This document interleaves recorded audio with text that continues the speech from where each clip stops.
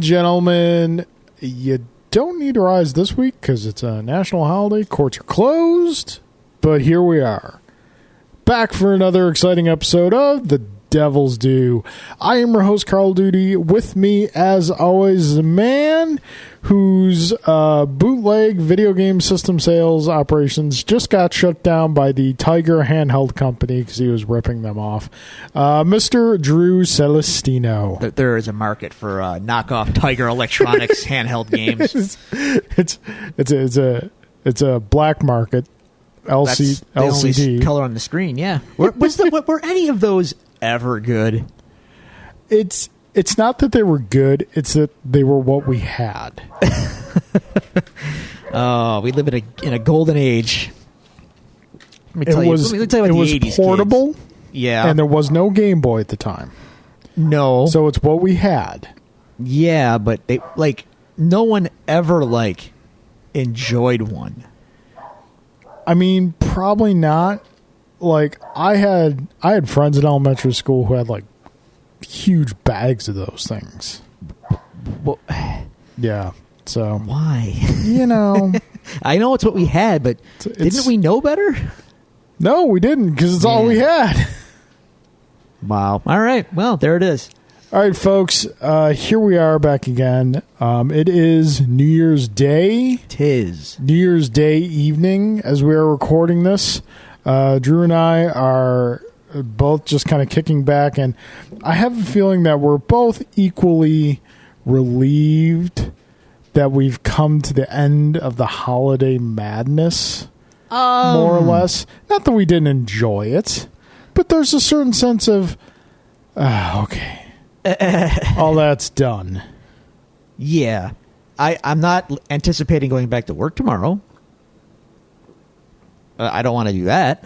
I mean... But, it's got to be done. I'd much rather be home. Take it from someone who's been home for a long time. Oh, I know. It starts to wear. Yeah, you get a little stir crazy. I understand. But... yeah, the holiday madness is. As you can see when you came in, we took down the tree today. Yes. All the decorations and whatnot. So, yeah, I'm ready to move on and get 2019 going. Well, that being said, like I said, court's not in session. It's holidays, so we're kind of just kicking back in the chambers today. Sir, it's been 2 weeks. It's been 2 weeks. We didn't think the wives would look too kindly on us if we tried to record on Christmas Day. No. Very busy Christmas so, sir, Day. How have your 2 weeks been? It's been good. Obviously, we had Christmas, which was very busy for a variety of reasons, mostly because it involves going to different families' houses and things like that. We hosted Christmas Eve, which was nice. I made... ravioli and meatballs and sauce and the whole nine. Jen's aunt brought lasagna over on top of that. Good sprawl, good food. And my dad and my sister came over, which was cool too. Nice of them to join us. And really, Christmas, I'm at an age where I really don't ask for a lot at all. Because anything that I want at this point in my life is nothing I would ever reasonably expect anyone to buy me, because it's usually a very expensive I don't need anything. I have everything that I need. So I didn't ask for much, and that's fine. I didn't get much, and that's totally fine too, because I just I'm content. So it was really about the boy and passing the boy around. Yep. That was Christmas. Let's pass the dude around. And he was very popular. So that was cool. Obviously, at 4 months, almost 4 months, he has no idea, what's going on. But everyone enjoyed him, and he, was very good. So you've got a couple precious years where you can get away with Christmas and be like, "Here's a present. Oh, it's a pack of diapers! Yay!" No, we got him some little things. No, I know. Planning ahead kind of stuff, Yeah. But me myself, like I said, nothing major to report with gifts or anything, because again, I didn't ask for much. Well, there's one thing that you and I both got over the course of the past 2 weeks that we are going to talk about in the news. We're going to do a review of that. Okay, well, we'll wait then. Yeah. But yeah, that's been fun.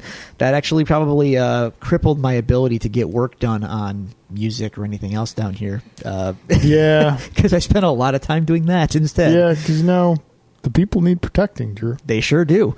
But the week was mostly spent. Jen went back to work, unfortunately, right after Christmas. So I was here with the dude during the day and evening, obviously, but during the day watching him solo. Some days are fine. Yep. Some days, he was inconsolable. We're close to the teeth phase, Carl, as you know.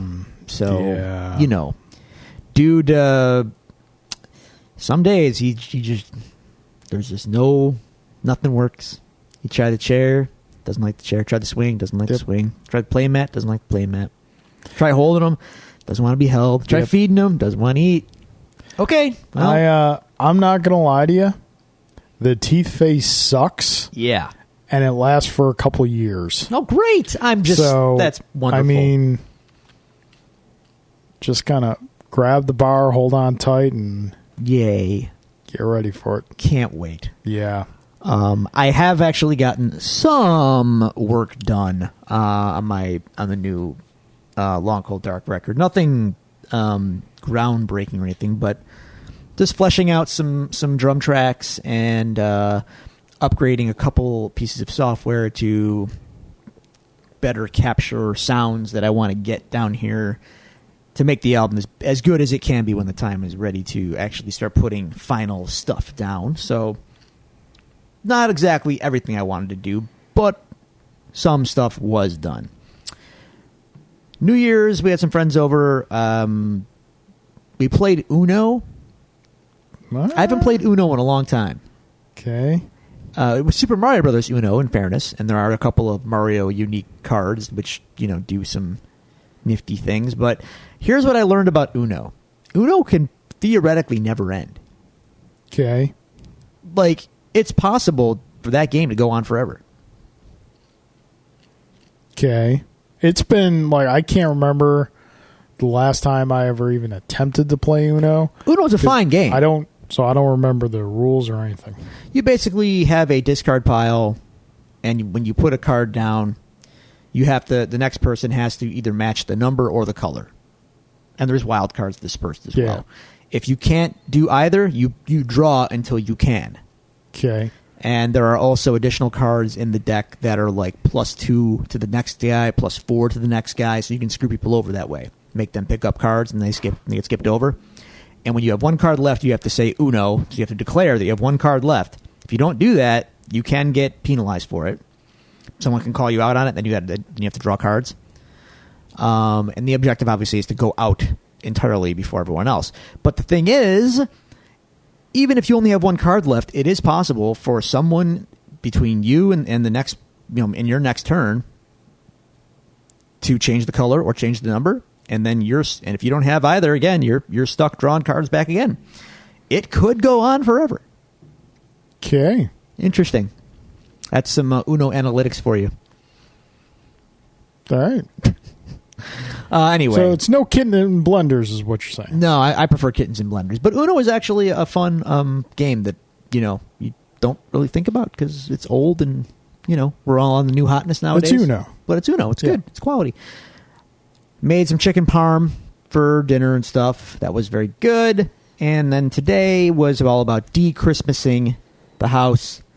And I did some more work down here. And that's really been it, man. It's been 2 weeks of kind of decompression. I watched about half of Infinity War yesterday too. Oh, it's on Netflix now. It is.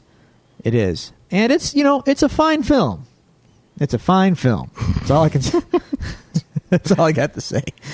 Obviously, the quality's there. I'm watching it, I'm like, yes, it's a good movie. It's cool.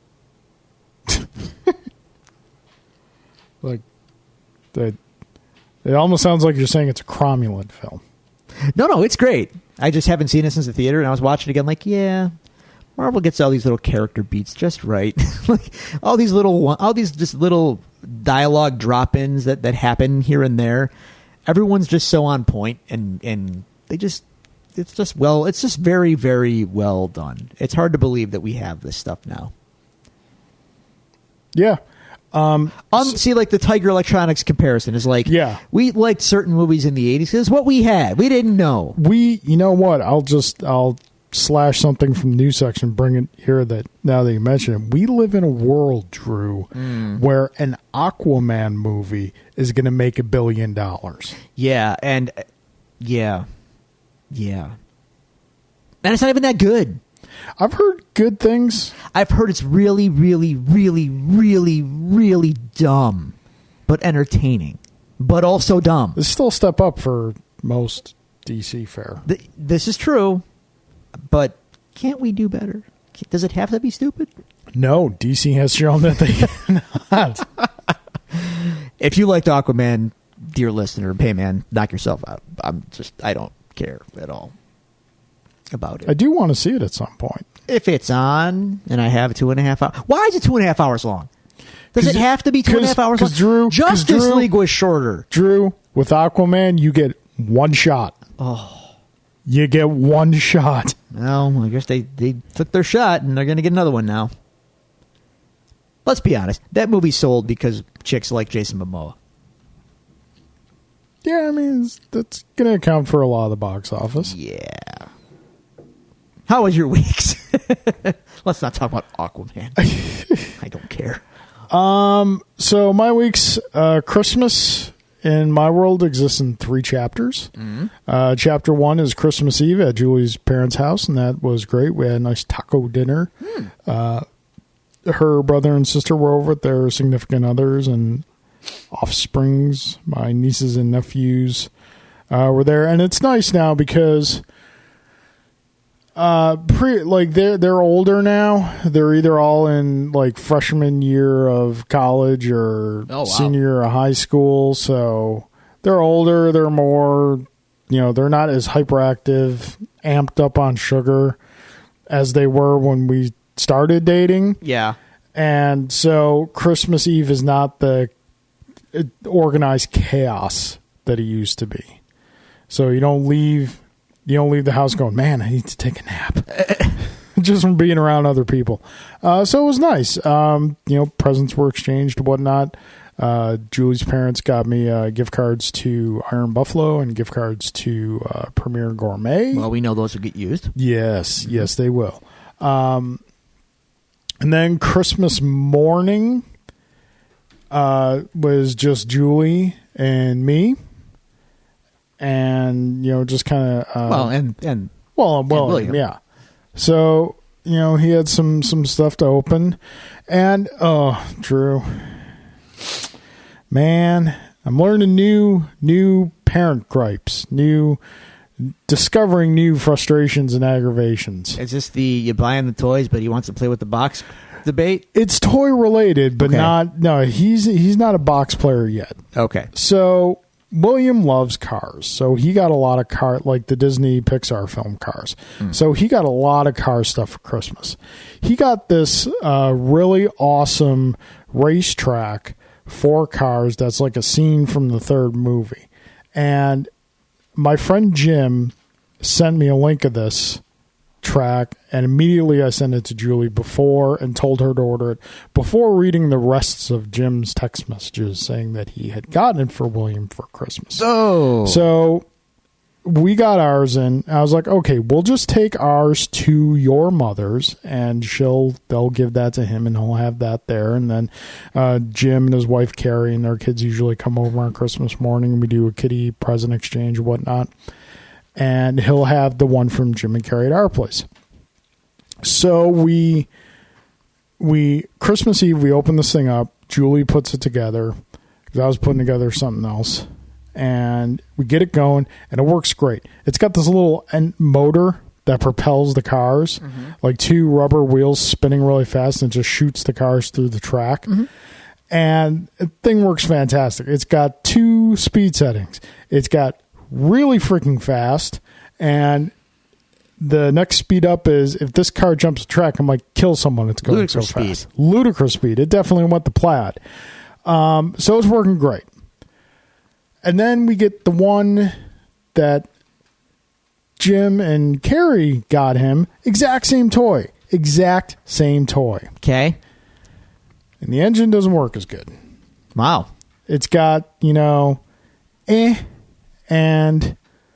little bit more motivated, for the speeds. Okay. It has two configurations. It can do figure 8 or it can just go in traditional oval. It can get the cars around the oval without much of a problem. Yeah. The figure 8, it can't get the cars all the way around the oval. Now, here's the annoying thing. Here's where the toy companies are really ticking me off, Drew. So, you get, like the classic days when you would buy a vehicle, you get, the pilot or the figure of the vehicle. When you buy one of these tracks, they give you a car to use with the track. Typically, it's Lightning McQueen, the main character of the show. The Lightning that they give you with the Cars tracks is lightweight plastic. No problem going around these tracks. All the other cars that you buy individually, Drew, they're die-cast metal, which is great quality, can really take a beating, but a lot heavier for these motors. Make it run that so track. they don't work as well as the other cars do. Yeah. And it's so frustrating to me. William doesn't care. Loving it. Having a blast. I am just shaking my fist. I mean, but it's not for you. I don't care. Okay. I'm just shaking my fist at Big Toy. Big Toy. Going, dang you. So, yeah. And then Christmas night, we go to my mother's place. And it's nice and laid back. She makes a huge dinner.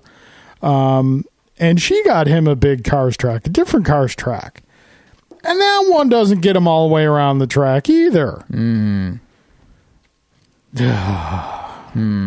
It's aggravating.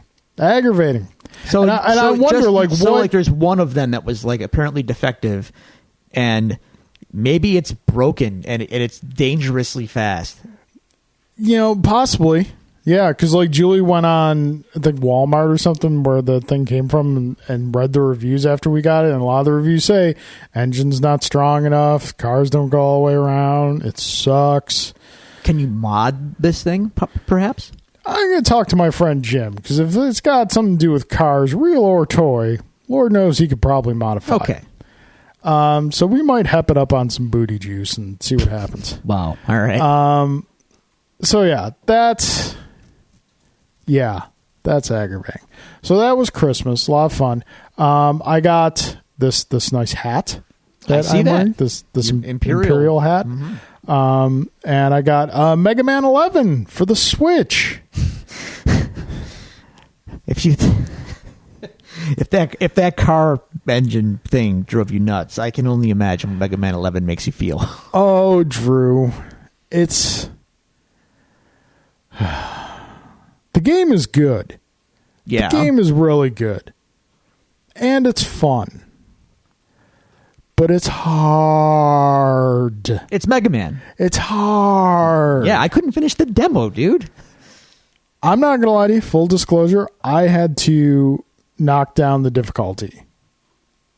I played, when I popped the game in, I was playing through, I tried out each of the robot stages, and I couldn't get past, there was one stage I could get past the mid-boss on. Because each stage has a mid-boss. Is one of them the big orange guy with one eye? No, apparently he's in Dr. Wily's cast. Okay, well, I guess that's where he belongs. Yeah. So, okay. So after a while, I'm like, you know what? This game is good, but it's really making me frustrated. I'm not having fun. And I'm just kind of to the point where I'm just going to knock it down so I can start to enjoy the game again. And it's nice because it doesn't make the game easier per se. It just gives you more frequent checkpoints. Well, that's good. When you reduce the difficulty, which makes all the difference in the world. Sure. So now I'm down to one more robot to finish before I get to Dr. Wily. But that robot is straight from the sixth circle of hell. Wow. Bounce Man. Bounce Man. Bounce Man. Does he ask you for your ID? No, you're on the list? no. All his stage is made out of stuff that you have to bounce off of. Oh, And Drew, That you sounds never really terrible. notice how much of an input lag there is when you're playing the Switch in wireless mode. Yeah. Till you have to precisely jump multiple times in a row. Yeah. fun. No. Fun. Yeah. So yeah. All right. So that was Christmas. That Friday night we had a game night. We had game night here. Yes, we did. I got a couple new games for Christmas. First game I got that Alan had given me was a game called The Builders. Yeah, Builders was good. Yeah. I enjoyed that a lot. It's pretty straightforward worker placement, resource management, just making buildings. It comes in a little tin. It's really great, a lot of fun. And before I go on, I also want to mention that you and Alan chipped in together to get me an amazing gift. Yes. That I eagerly anticipate its arrival. You got me the deluxe collector's edition of Windjammers for the Switch. Yes, sir. Which comes with the physical game, the soundtrack, and a official Windjammers Frisbee in either neon blue and neon pink. And is it weird that I'm kind of hoping for the neon pink? No, it's totally fine. Because, it's 90s. So you go as 90s as you can. Sure. Yeah, so that was very much appreciated. No problem. And I eagerly anticipate its arrival, which apparently is March? I guess so. Yeah. Okay.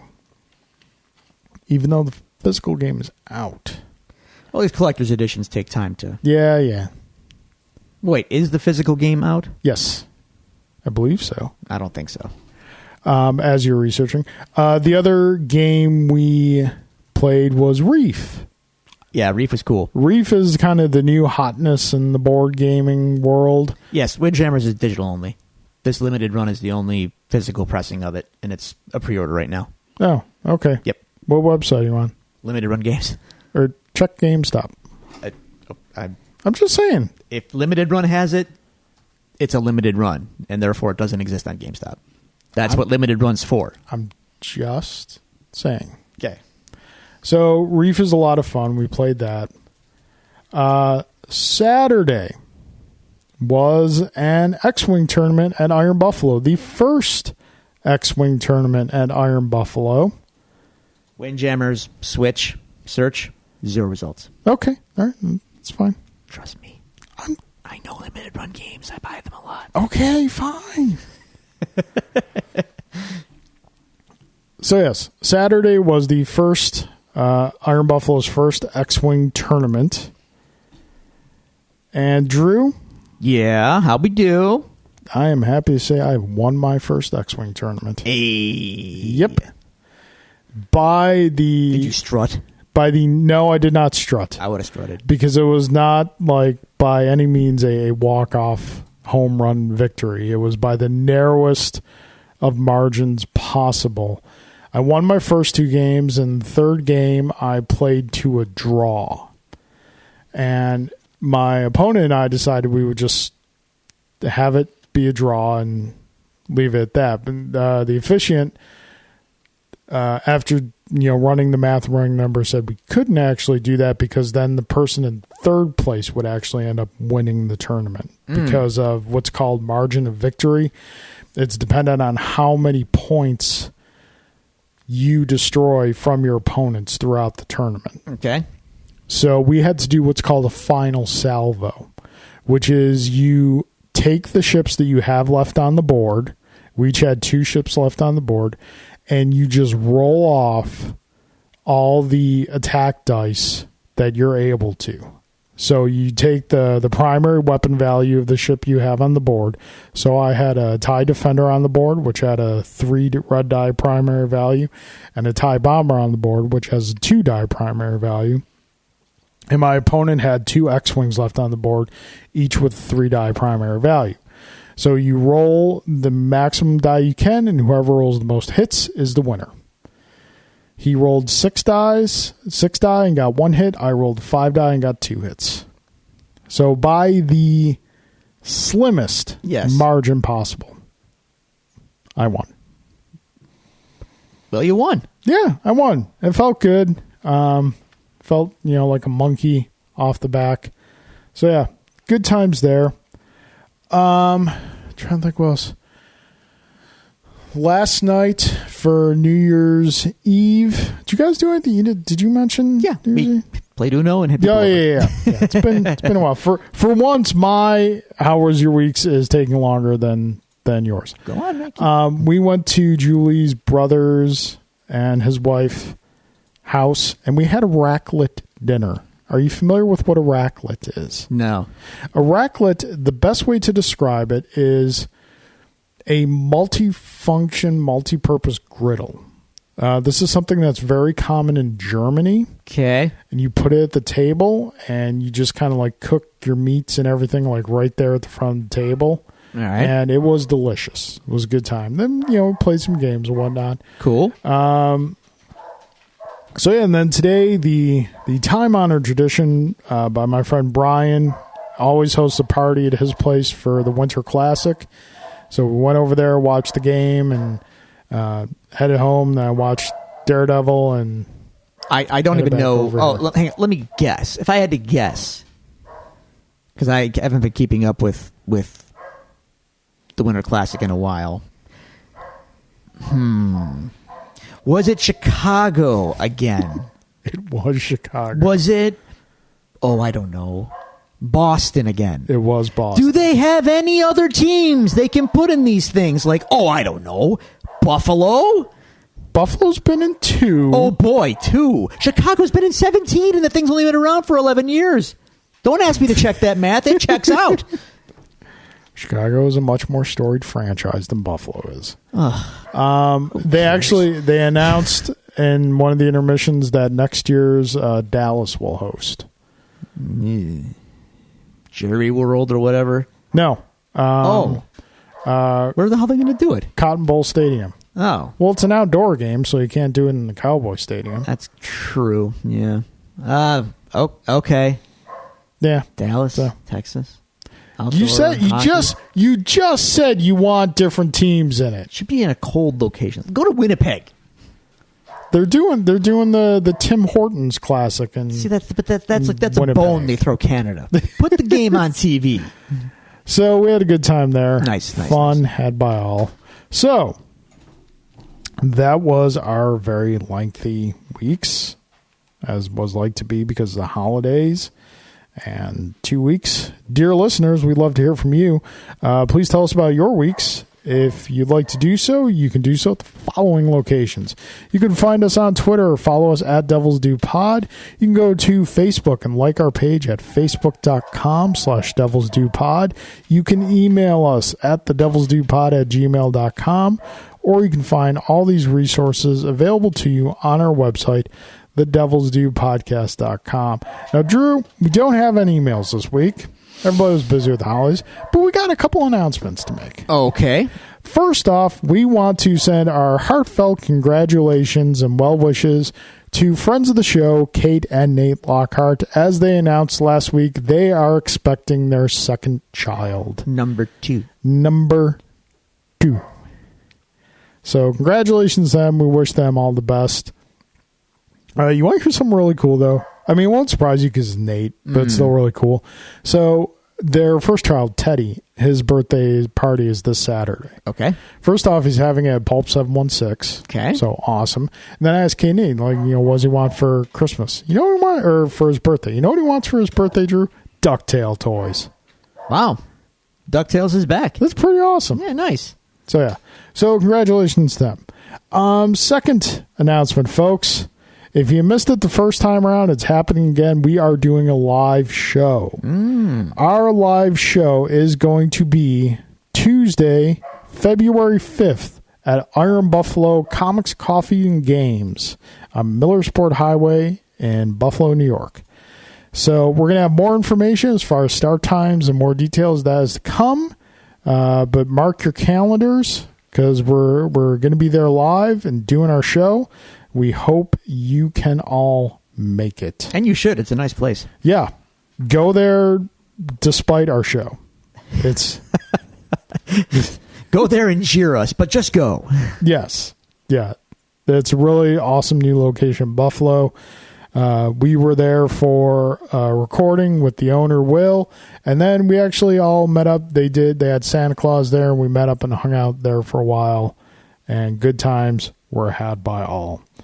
So, that being said, Drew, on to news of the week, and as we were discussing, a lot of news this week is kind of hearsay-ish. Okay. So, but we do have some solid things out there. All right. First off, we got a poster and a release date for Stranger Things Season 3. And it's in July. Yes.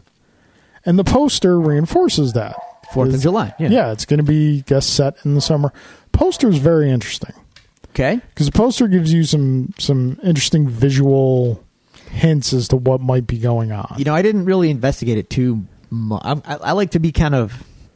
I don't know. With Stranger Things, I like to know as little as possible, so I didn't look at it too deeply. But go on, tell me. Well, you know how things. kind of like you got people dissecting the whole Abbey Road album cover, sure, for the whole John Lennon or Paul McCartney was dead thing. Yeah. In this poster, everybody is watching the fireworks that are going on in the background, with the exception of Eleven and John. John, the name of the kid that was in the Upside Down in the first season? It was Will. Yeah. Those 11 and Will are looking at you in the poster. Okay. So, yeah, I found that interesting. I'm sure it will obviously mean something. Okay. Drew, we are in January. We are. And we are getting the second season of The Punisher. And just yesterday and today, we got some interesting little teaserettes. We got a teaser of Frank burning his pardon and leaving it on a bar, and the ash forms the skull, Punisher skull. Of course it does. I haven't watched this yet. Yeah. So wait, he got a pardon? Oh, yeah, at the end of the... Yeah. We're going to give you pardon, you go away. Yeah, right.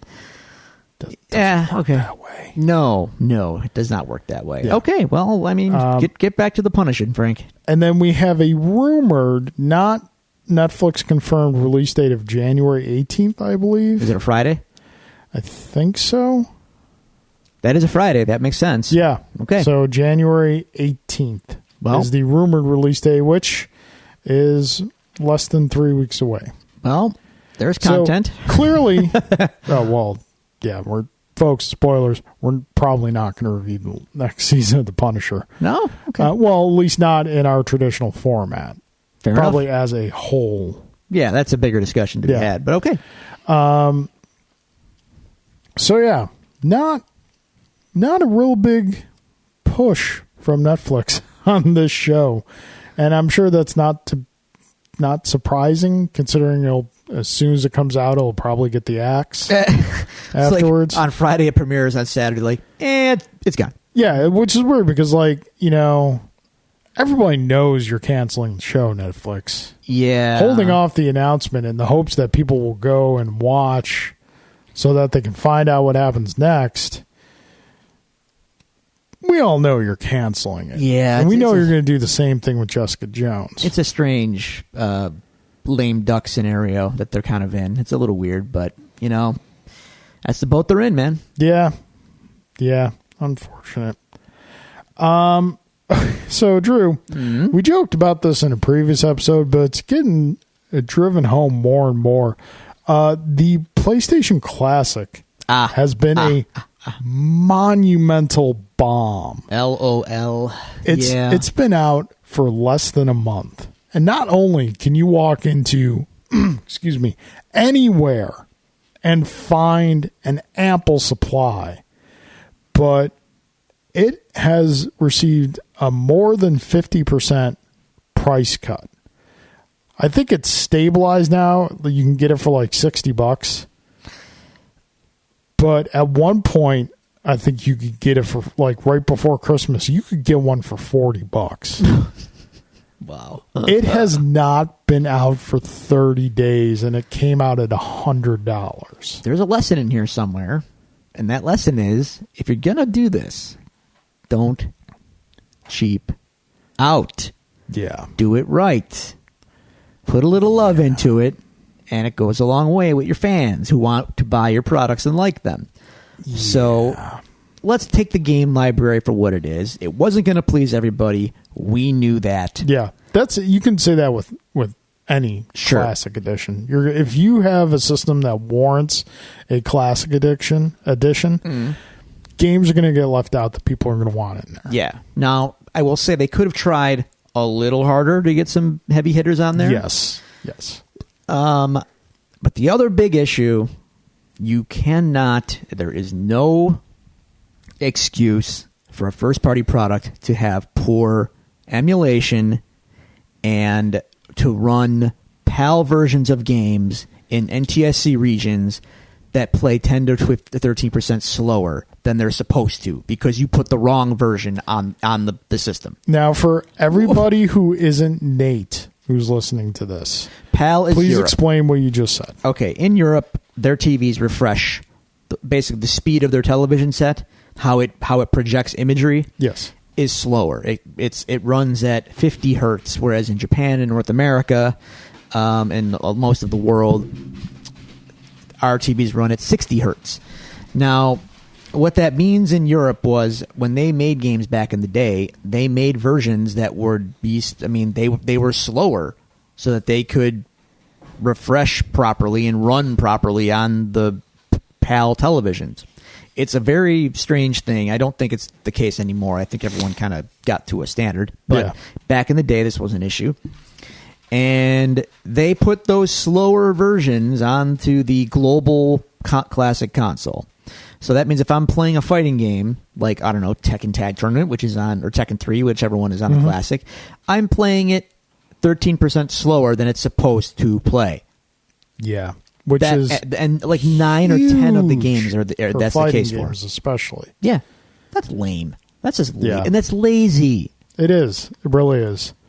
Like as soon as I saw the price tag for this thing, I was like, "You guys are going to screw this up." Like, would this be as big a deal? Granted, it's bad, but would this be as big a deal if it came out at like $50 price tag? Yeah, I think it would be actually because the bar Nintendo set a bar ultimately. Yeah. They put out the classic brand. They kind of came up with that term classic for branding purposes and these kind of things. The little mini console, the arcade in a box approach, and they hit it out of the park both times. The games were all again library. You're going to have games that you missed and whatnot, but the libraries were very very good. They didn't give you stinkers. They gave you good libraries. Yep. And the emulation was basically flawless.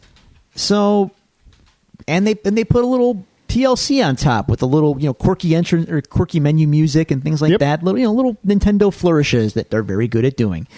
Nintendo is very good at that. Sony, to their credit, did a cool menu that looks very much inspired by the PS1's memory card screen, and that's fine. That's nice. No music, and again, poor emulation. Your market that wants this thing, gamers, I'm telling you right now, you can't pull one over on video gamers, man. If there's any kinks in the armor, they will find them and they will, believe me, cry about them incessantly. Have you met the internet? I mean, we're going to talk about it in a minute, so I shouldn't. A fan base whined and cried their way into getting a costume into a game that we're going to talk about. And the developer caved. Poor form. Don't give these people what they want. Actually, in this case, do. If you're Sony, do give them what they want. Yeah, I mean... But anyway, sorry. There's an argument to be made of giving your customers what they want. Absolutely. No. If you're going to... Again, we know the bar that needed to be met for this thing to be worth the $100 that they wanted for it, and they failed. I'm telling you right now, outright, they failed. So, hey, you want to go get a PlayStation Classic? No. I don't. Don't even want to go halvesies with you. Oh, I mean, there's definitely a price point that it could hit where I'd be like, all right, I'll buy one just to have it. There's, what? The collector in me can't help it. Looking back, there's one game that I would have gotten it for, and I already have that game on my PS3. That was Destruction Derby, just because that game was awesome. But yeah, like there's no game on it that I couldn't get from someplace else in a better version. So yeah, I mean, it's like, why? Like, try to count on try to limit yourself to both hands how many different versions of Final Fantasy VII you can get it for any number of different platforms. Sure. It's just weird. Like, were they afraid to, like, compete with their own product? I don't know. Like, I think I said when they announced it, we were talking about the game lineup, like, I knew, or I had a strong feeling Castlevania Symphony of the Night was not going to be on it because they just put out that collection for PlayStation 4. That's a lame reason, though, in my opinion, to not include it on the Classic. Yeah. Like, I don't know. That's no. Like, Nintendo has a million ways to give you Mario, but they give you Mario. Yeah. You know what I mean? Yeah. No, I agree with you. So if I want Castlevania, give it to me. Give me all the Castlevania. So, anyway. All the Castlevania, none of the basement. So, I guess, well, this N64 Classic is, a big question mark right now. And, Reggie kind of put the kibosh on it for the time being. Yeah. But I said it before, and apparently now it's going to be an absolute fact. The PlayStation 1 outsold the N64 handily back in the 90s. Oh, yeah. The Classic will be the exact opposite. Yeah. What a world. What a time to be alive. So, not all the news pertaining to video games has been bad this week. Now, I do want to, before we get in this review, I do want to preface this with something. Typically on the show, we try to be as up-to-date with stuff as possible. Let me pause for one moment. Is this review part of our news segment?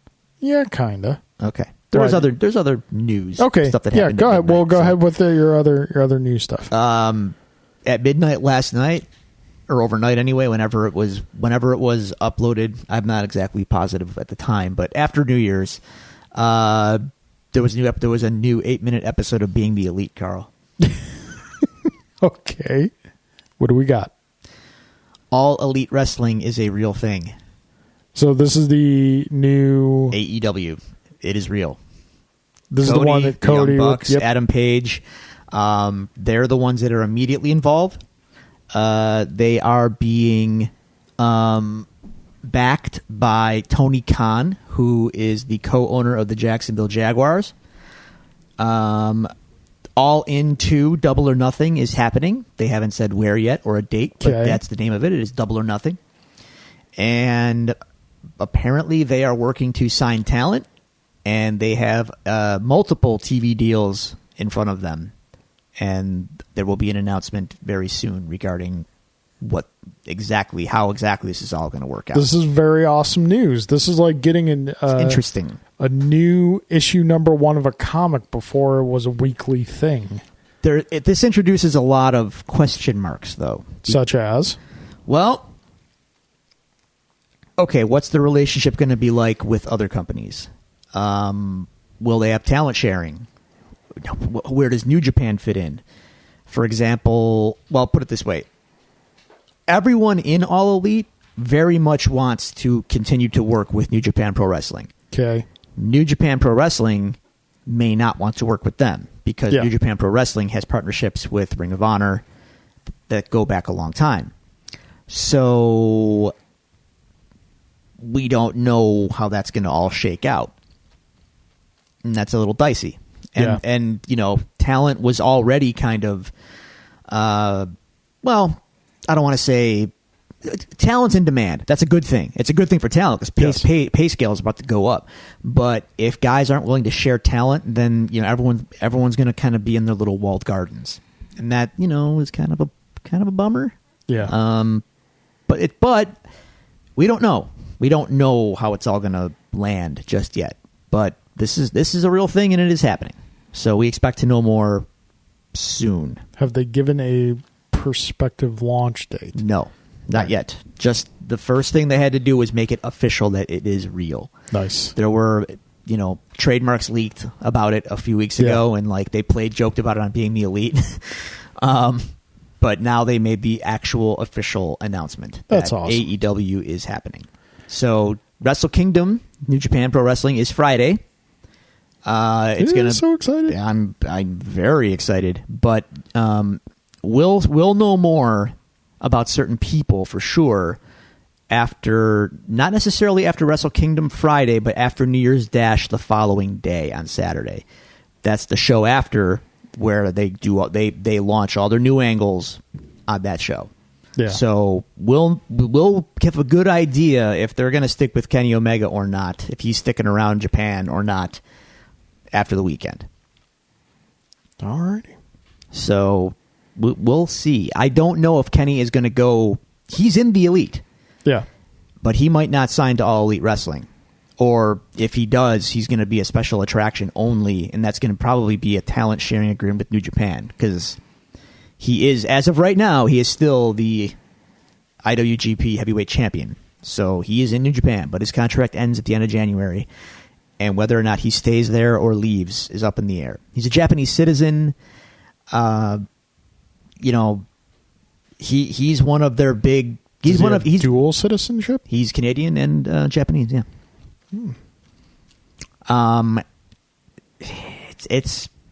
It's tricky. It's very interesting. Kenny draws. Well, obviously. So the thing is, if you put him on TV every week, would he draw? You know what I mean? Yeah. This is the case for anybody. Overexposure will kill you. Yeah. So if he stays in NJPW and continues to be, a stud there, and AEW gets him for big events or whatever, or to shoot angles, and he could be a big mover for them for shows. And they put him on a show, and you're going to get tickets out of it. Yeah. So I don't know. We'll see. But it is exciting. It's very exciting. It's been building for a long time. I'm a fan of the Elite guys. I'm a fan of Kenny Omega, Cody, the Bucks, and anything that challenges WWE's dominance of the industry. So I hope this works out for all parties involved. So we'll see. All righty. This actually reminds me of another news story that I forgot to jot down that I wanted to talk about. So it's been coming out lately. Now, obviously, I'm not as involved with the fighting game community as I used to be. Mm-hmm. But I still keep up with websites and things, news and whatnot. So the new hotness this year has been Dragon Ball FighterZ. Yeah. It's been the most popular fighting game of the year, hands down. It draws big viewership numbers and big entry registrants in tournaments. Until recently. What happened? Big tournaments are running into a problem with being able to have Dragon Ball Z fighters at their tournament. Why?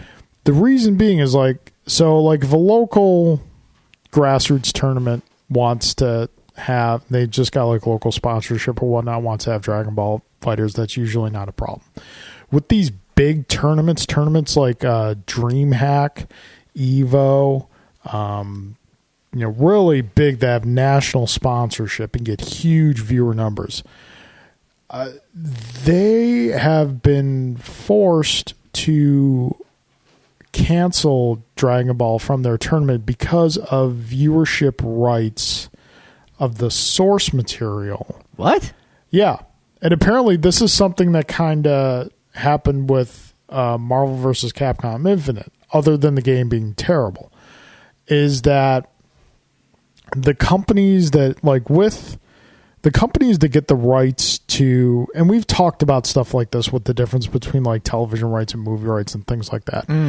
The companies that get the rights to the source material, in this case Dragon Ball Z, they get a window of time that they're able to develop, promote, release, and profit off the game. Okay. And then once that window of time is closed, they need to obviously renegotiate or something like that. But certain rights are enclosed in that deal and doesn't include other rights. Because sponsorship for esports as a whole and fighting game tournaments has exploded, now the owners of some of these IPs are looking at this saying, hey, no, you need to throw some cheddar for this or else we're not going to let you broadcast this. So fighting game tournaments, which there's like esports and then there's the fighting game community, and esports is getting much bigger than the fighting game community viewership, even though they're both exploding in popularity. So the owners of these particular rights of Dragon Ball apparently are having a problem with these big tournaments having Dragon Ball at their tournament and broadcasting it. And apparently, like, Disney had some problems with the way Marvel was being presented. Because it's like an independent body promoting your product. You have no control over what they say about it, what they do about it. So it's a game. It's on the market. Yeah, I know. Listen, you're making sense to me. Okay. But this is something. So it's got some people speculating that this, lacking this presence in these major tournaments is really going to hurt the game. Because if you keep running into these problems with having this game of your tournament that everybody wants, people are going to start not wanting it. Yeah. People are still going to play it, and it's still going to be, revered in the community, but it's not going to get the exposure it could be getting. So there's that. That's going to be interesting to see how it folds out in the next couple of months, because there's talk that it may not be at EVO this year. And for the game that had the biggest entrance participant draw for EVO last year to not be in EVO this year would be huge. I mean, there is also the argument you could say that, like, everyone that bought it already bought it. Like, everyone that was going to buy it already bought it. So there's no more money to be made from the game sales, really. So, I mean, I guess I get it from that perspective. I don't know. Well, it's out there, though. Like, let people play it and enjoy it. Dude, I totally 100% agree with you. But now that you got things like downloadable content, new characters that you can bring into it, and these big tournaments are showcases for a lot of these characters. So it's going to be really interesting to see how this folds out. Like, and this has only primarily been happening with fighting games that are based on existing intellectual properties. Right. Like, this doesn't happen with like Mortal Kombat or Street Fighter or something. By game companies. It's licensed stuff. Yeah. So we'll see how that figures out. Okay. So as I was saying earlier, on the show, we have strived to be as current as possible with topics, reviews, things like that. When we originally started the show, we were recording on Friday nights, and then we just kind of found that a lot of stuff was happening between Friday and Tuesday that, was kind of not stale the next opportunity we would have to record, but would not be, as for lack of a better term, fresh. With my life circumstances predominantly, that being unfortunately losing my job back in late October, certain things have had to kind of fall by the wayside.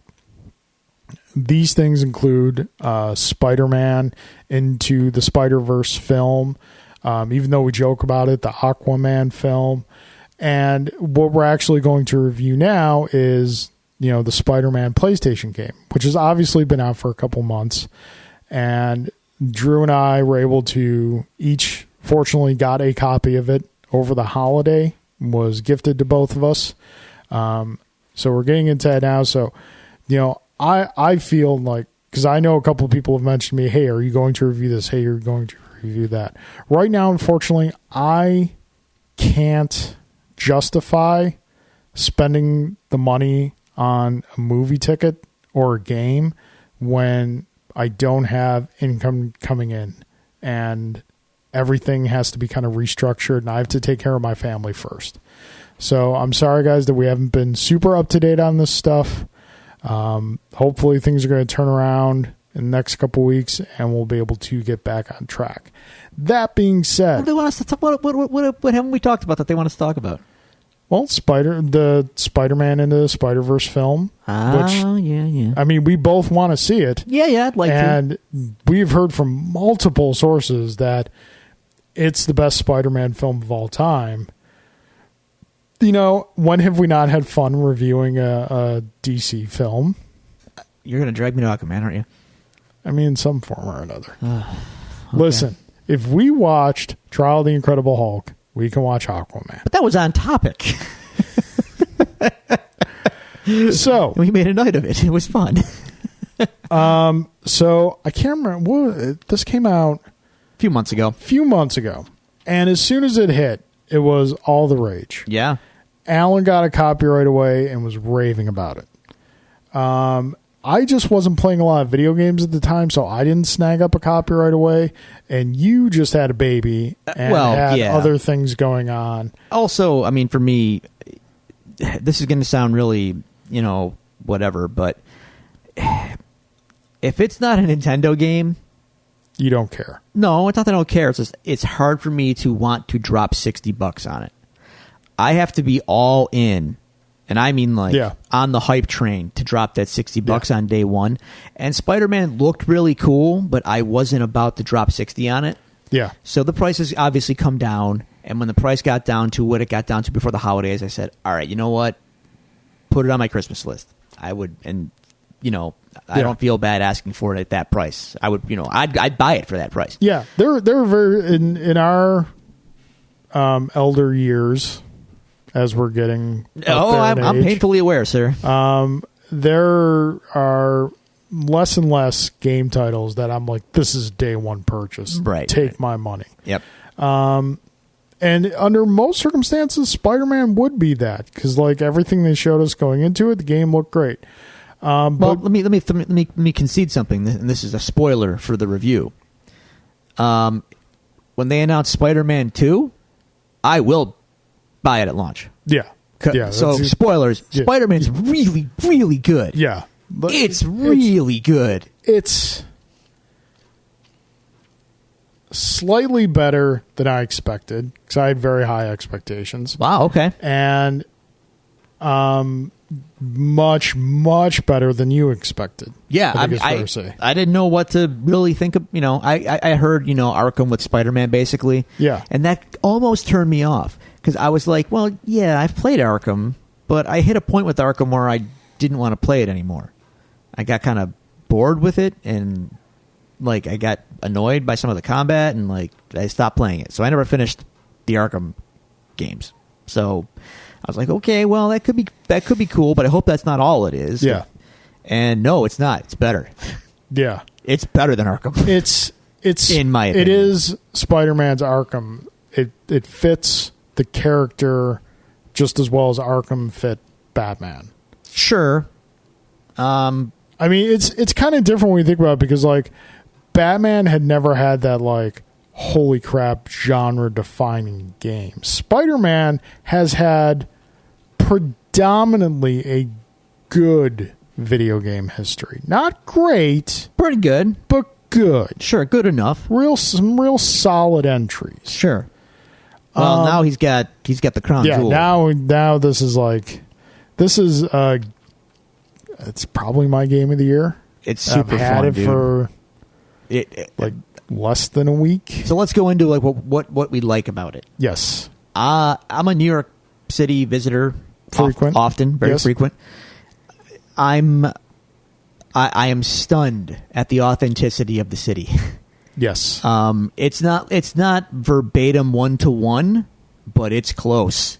It's close enough to where I fly through the city and my eyes pop open wow.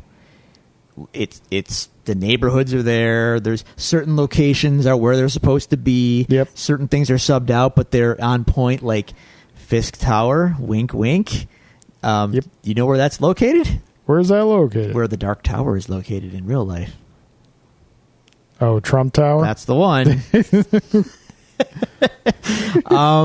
The Ghostbusters firehouse is in there, right about where it's supposed to be. Yeah. It's just super cool, and swinging through it, and the fluidity of traversing the city is incredible. Yeah, it's amazing. Once you get, and it doesn't happen right away. It takes a little bit of practice. You can, and we were talking about this the other night when you were playing the game. I was over for game night. You fired it up as we were leaving. I was watching a swing through. I said to you, I'm like, dude, we got to work on your swinging. My swinging's fine. There's no poetry to your movement because I was going for speed. Yeah, you can go fast and still look good doing it. Not really. Oh yeah, dude. I'll show you. I'll learn you. Okay. I'm working on it. I think. But I know yeah, how to play like the game we've definitely moved past the web shoots off into nothing and attaches to whatever. As like with the early, now this isn't new to this version of Spider-Man. Some of the earlier PS3 Spider-Man games had that aspect to it, that you actually had to attach your web to something. But it's very like, it's not just web swinging. There's a lot of different mechanics to travel that all, once you get comfortable with them, all flow together so seamlessly and instinctually. Oh yeah, when you're going, it's just, you literally feel like Spider-Man. Yeah, it does a great job of making you feel like Spider-Man. Yeah, it's just fantastic, and the visual presentation, It's tremendous. is just, I haven't been able to poke a hole in a single aspect of it. No, it's great. Like, it's all from the cinematic scenes to the in gameplay is a seamless transition. I get to the top of the buildings and I look over and I just look at the city and I'm like, and there's no load time. Just No. jump down and start swinging, and you just go. Yep. From a technical perspective, that game is to me is kind of a marvel, and maybe I'm, and no pun intended, but maybe I'm glowing over nothing. There's some kid out there going like, every game does that now. Maybe it does. I don't know. I never played Assassin's Creed. I couldn't tell you. But to me, seeing it is really amazing. Yeah. The one thing that we always kind of harped on this game for, and I still feel justifiably so, was the specific costume designed for the game. The white spider costume, which I'll be the first to admit, in action on screen, it can be weird how I'm saying this, but it doesn't look horrible. It's still a terrible costume. I don't like it, but yeah, I mean, it's... But when you see it like in gameplay, it's not as bad as just like seeing a still shot of it. Yeah. It's still bad. And I unlocked the classic costume That's what the I wear second 90%. I could. 90% of the time I'm wearing And the classic I costume. wear that like, I'd say 98% of the time. I go between that, the MCU costume, and I just got the Black Cat side mission costume. I got that too. And I'm rocking that because it's not... It's black. It's not still, black and white, it's but still it's a black. cool design. It is. It is. I just unlocked the wrestling costume. Yes, that's kind of cool. Which is very cool design. I want to unlock the black and green one that just popped up in my inventory. Okay. I think it's called the Big Time suit. Mm-hmm. I like the look of that. It looks really cool. But I like the abilities that you get for all these. Yes. Some are more useful than others. And I like once you unlock the ability is it not locked to the specific suit. Right. You can put any ability in any suit. Which so is far, awesome. I've been rocking the Spider Bro. I tried the Spider Bro. It's cool. I just love. You said it before, and I think you're right. The 360, the ability with the classic costume. Yeah, the Web Blossom. Yes, dude, that's all you need. Yeah, I jump into a circle of bad guys and I hit that right away. Yep. 90% of them are already taken out. Yeah. Like, it does the work for you. It's great. I was doing that a lot. And I was just like, Yeah, and it fills your meter real quick, we'll too. hold off on that until we absolutely need it. No, I spam that stuff now. Because the combat, the combat is so fluid, and when you really get a good feel for, just like with the swinging, once you get a good feel for how to fight properly. Yeah. And this was a lot in the Batman Arkham series as well. Like, you could fight and be good, but once you really learn to incorporate your gadgets, I'm still working on that. into your fighting style. See, I'm still working on the gadget incorporation. Yeah. Right now, I'm mostly I'm really good at dodging and knocking guys in the air and beating the crap out of them. Yeah. Now, with the skills, as you level up, you unlock upgrades to your skills. Yeah. I'm unlocking and upgrading majority combat stuff. I'm kind of spread out, but combat stuff I've unlocked has really helped. Because knocking guys up and being able to web them in the air and throw them around. Yeah. That's all super helpful. Because as far as the main story game, I'm not very far into it. I don't feel like I am, but my progress is like 45%. Yeah, so am I. Really? Already? Because I'm doing, like, typically on a game like this, I will plow through the main story and then do all the side stuff. I'm doing all the side stuff first. Yeah, that's why I'm doing this one. Like, we did all the Fisk construction sites. Yep. I banged those out right away. The backpack things, just bang those out right away. Yep. Now I'm doing these stupid research ones. Research towers. They're kind of tedious and not as much fun. The Black Cat missions were kind of fun. Yeah. But yeah, it's all fantastic, and it's truly the Marvel world that you're existing in, because you can go and find, Avengers Tower is there, the Sanctum Sanctorum is there. Yeah, you can find Alias Investigations, you can find the law offices of Nelson and Murdoch. Mm-hmm. It's really all there. It's not perfect though. No, I wouldn't say that. I do have some very, very minor gripes with the game. Okay. There are two that come to mind. One of them is story-wise, one of them is gameplay-wise. All right. Story-wise, I don't like what they've done with MJ. And we talked about this earlier. It seems to be like the go-to move. If there's a female protagonist in a Marvel property, they just make her a reporter. They did it with Karen and Daredevil in the show, and now they're doing it with Mary Jane. And you know what? It worked with Karen. It did. I mean, it was it's a stretch. It's a bit of a stretch, but it was still logical progression based on the story they were telling for Karen. In this, it just starts up and Mary Jane is a reporter for the Daily Bugle. Yeah. And I'm just like, no. She's an actress. No. She's an actress and a model. Yeah. Like, that's... Why, did they want to get away from that or something? I don't know. Maybe. I don't know. Maybe they needed a reason to get her into the story. Maybe. Yeah, I could see that. Because, everything else they're doing is from the comics. That's what I love about it, is it's more recent story arcs that they're the demons and Mr. Negative and all that stuff. He hasn't shown up yet in my story, but Same. I know he's coming.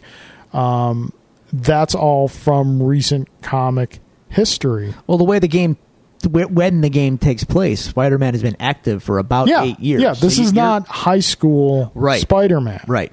So you get all this kind of history. You're in the like Spider-Man has been around. Yeah, he has experience with all these guys, these villains. So it's cool. Like you're dropped into the action, so to speak. Mm-hmm. The gameplay thing I'm kind of wonky on is the wall crawling. For as fluid and instinctive the web slinging is, I find the wall crawling a lot of times to be the exact opposite. It's a little clunky. It seems that the only effective way to wall crawl is to run. And whereas, get to where you need to go quickly, great, doesn't look right. Well, the only thing I don't like about the wall crawling is you can't just do it easily. Yeah. You kind of have to run, then stop running to cling to the wall. Yeah. I feel like I want to walk up to a wall and either just push a button or automatically the game just knows climb the wall. Yeah. And it doesn't quite do that. Yeah, most recent Spider-Man games, it's been that. Just walk up to a wall and then you automatically climb the wall. But if I'm being honest, these are very extremely minor. I don't really minor care. gripes. Ultimately, this game is worth every cent. I would have been equally satisfied had I paid the full $60 for it, or had I gotten it as a present the way I did. The experience is, as far as a superhero gaming goes, has been the best experience I had since the original Arkham Asylum. Like I said, I kind of gave up on that game, and I enjoy this more.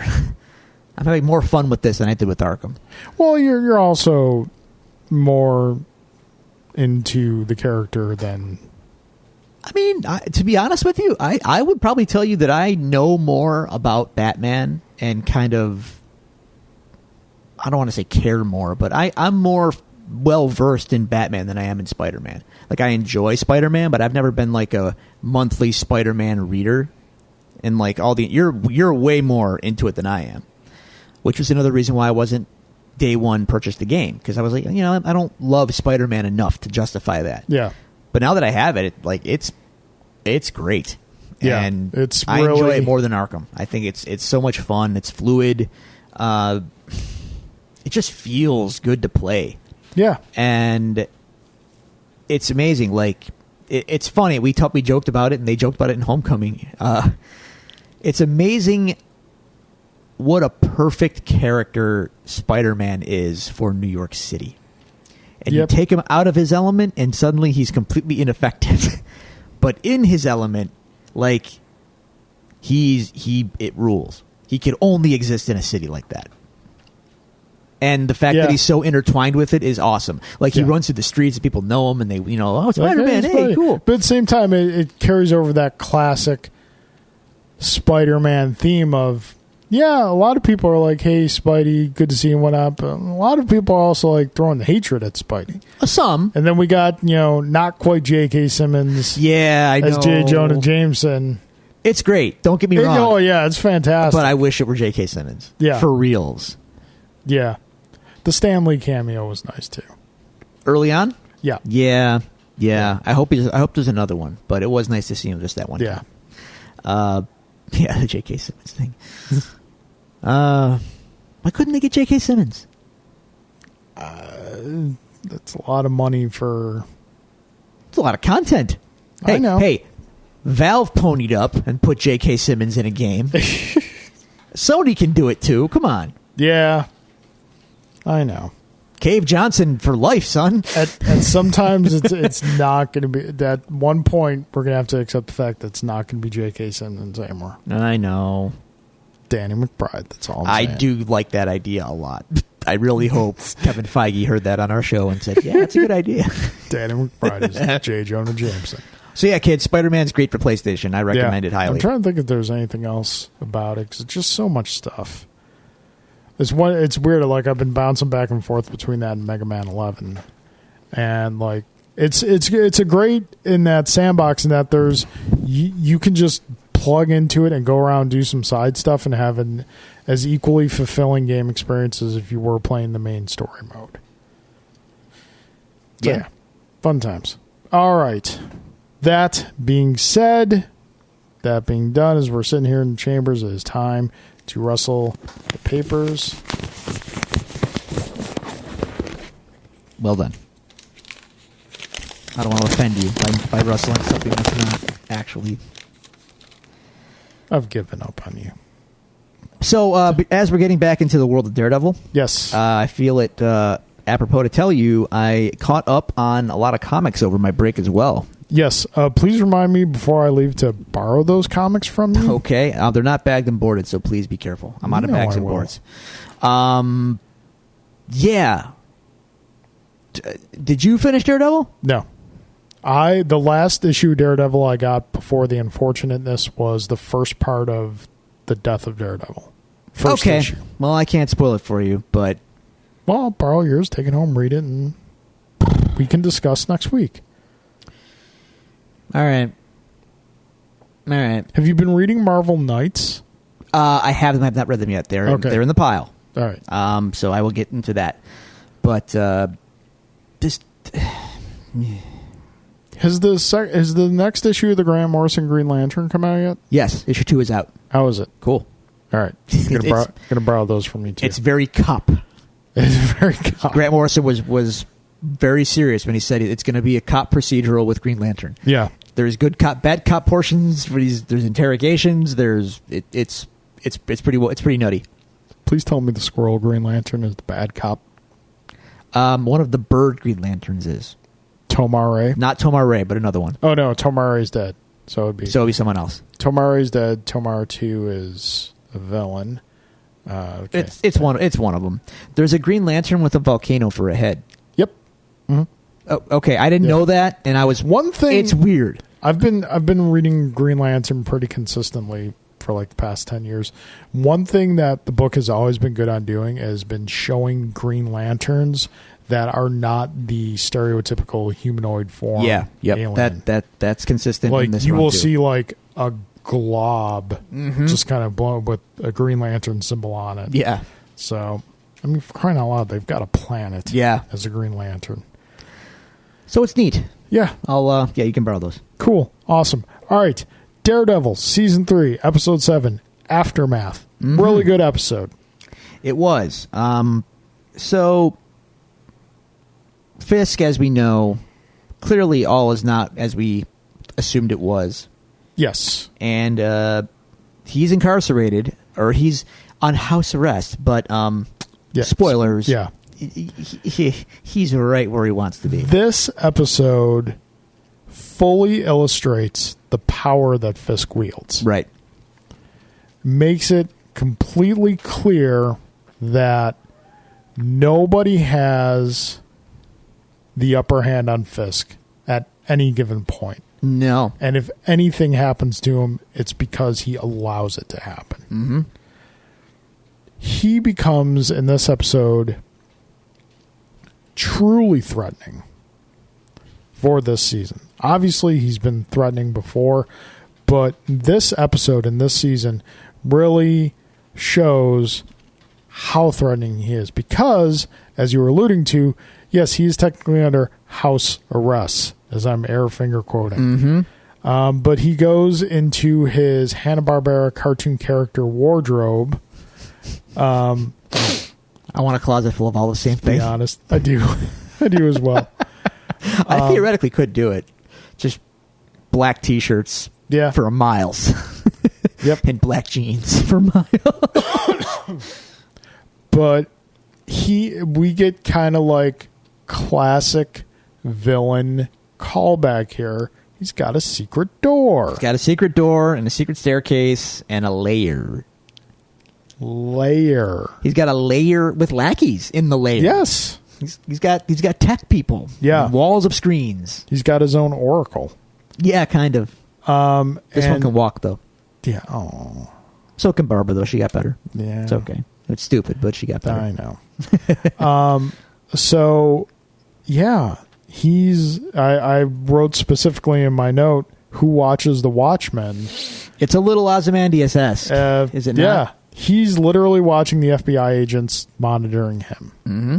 He's watching everything. Watching everyone. You know what it reminded me of for a hot minute? The Fisk that we got in Trial of the Incredible Hulk. I didn't make that connection until you just televisions said it. from the back. I was like, oh, They're doing it. calling back to old John Rhys Davies. You're going to put sunglasses on inside. Sunglasses and a beard and just... You know, is it weird? Is it weird that we're kind of living in like a Kingpin renaissance right now? No. D'Onofrio and then the I Kingpin. feel- Spider-Man on PS4 opens with the Kingpin. Which that was another thing. After we've had D'Onofrio, I watched that Kingpin. I was just like, It was fine. They weren't going to get D'Onofrio for the game. I know. But it's all in how you sculpt the character. Sure. I wasn't crazy about the fight with Kingpin. Because I was okay with it. the whole like dropping down multiple stories, I'd be like, yeah, Spidey would survive that. Yeah.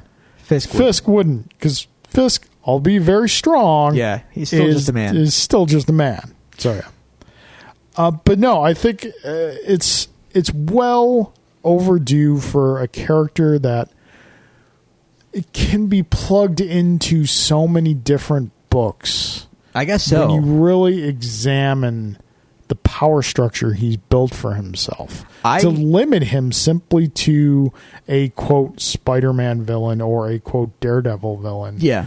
You're really closing a lot of doors for the character. You can almost he almost feels like a Ra's al Ghul. Kind in of. a lot of ways. And you can use him like that with the extensive network he's built. Yeah. Yeah, And in the D'Onofrio's show, obviously, we see him flexing a lot of muscle. Yes, D'Onofrio spoiled us Now, so much. on the flip side, Matt doing what he does, blames himself for all the deaths at the newspaper. Matt being Matt. I mean, dude, what were you going to do? I'm not sure. Like, yes, he says, this is all on me or whatnot. I think this is more frustration than just actual blame because he got his butt handed to him by someone who he perceives as being better than him. And that's not something he's used to. No, and he also did it in his own clothing. beat the man with his own stick. Literally. Yeah, Matt doesn't think he can beat Bullseye. Yeah. He thinks that he's met his match, so to speak. Yep. So Nadeem is, like interrogating Karen, which I find is a little like weird considering what she just went through. Yeah. And she's insisting that it wasn't Matt.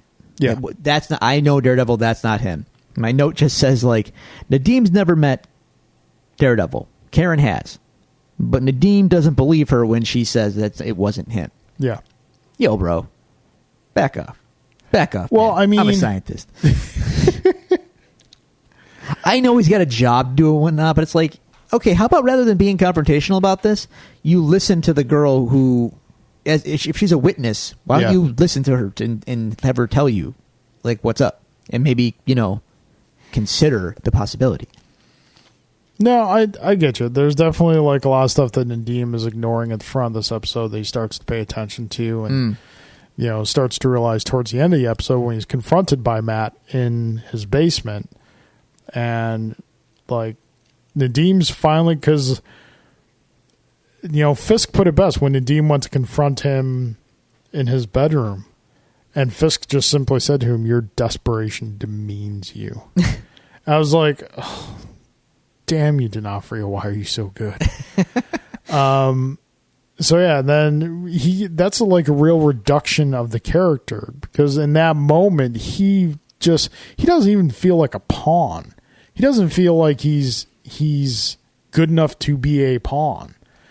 He just feels like he's been a used tool that's now thrown away until Matt, confronts him and he starts to listen to Matt. But yeah, Foggy had a good episode. Yeah. Go on. Well, I mean, Foggy was there last episode, so he witnessed the whole thing. And we see that up until a certain point, he's staying strong for Karen. Mm-hmm. He's holding it together.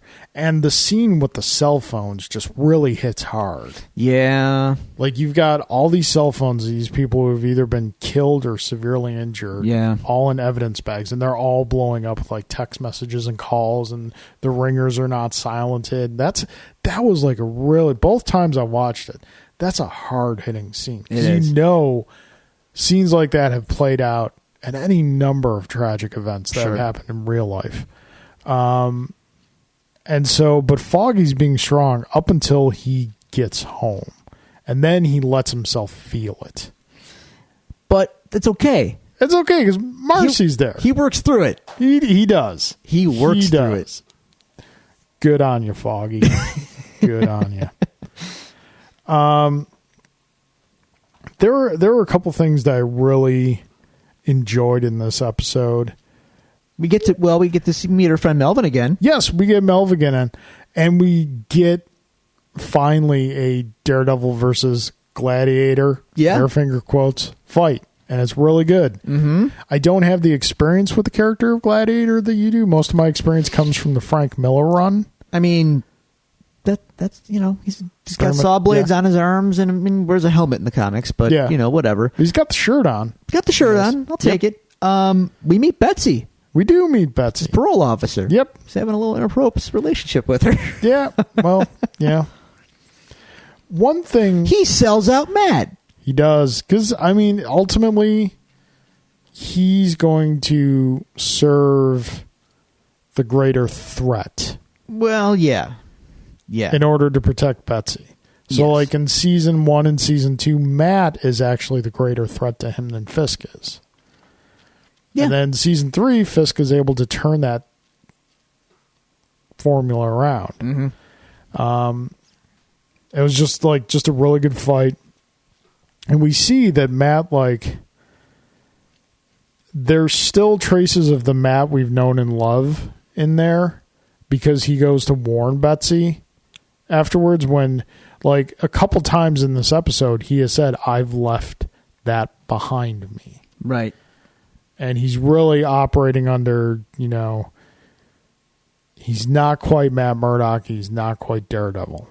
He's just kind of trying to figure out And in that figuring out, there are things he's willing to sacrifice and lines he's willing to cross that he hasn't done before, up to a certain point. And that's where we kind of saw the Matt that's still left in him come through, is when he went to warn Betsy. Yes. Another scene I really enjoyed in this episode was when Karen goes to visit Ellison, who's in the hospital after the resolve, because... Now, this is interesting. Well, go on. I had a reaction to this scene.